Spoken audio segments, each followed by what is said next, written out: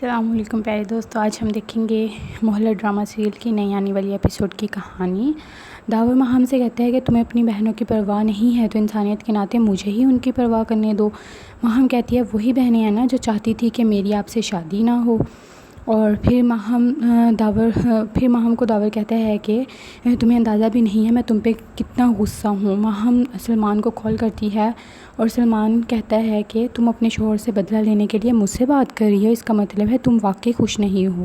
ماہم کہتی ہے یہ شادی تو اس قابل بھی نہیں ہے کہ میں اپنا خون جلاؤں، اٹس اوور۔ ماہم کی پھپھو ماہم سے کہتی ہیں کہ میرے کمرے میں تم جس طرح رہی ہو ایسے کون کمرے میں رہتا ہے، اتنا کچرا جیسے کوئی کچرے کے ڈھیر پر رہتا ہو۔ ماہم کہتی ہے آپ نے ہی تو بولا تھا بیڈ سے نیچے نہیں اترنا، اب میں کیسے نیچے اترتی اور کیسے کام کرتی۔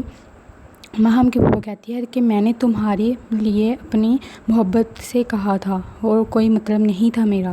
نویرا کی امی اس کی شادی کے لیے ایسے لڑکے کو گھر داماد بنانا چاہتی ہیں جو ان کے گھر ہی رہے گا۔ ماہم کے بابا کہتے ہیں کہ تم ایسا کیوں کر رہی ہو؟ نویرا کی امی کہتی ہیں کہ میری بیٹی ہے، میری مرضی۔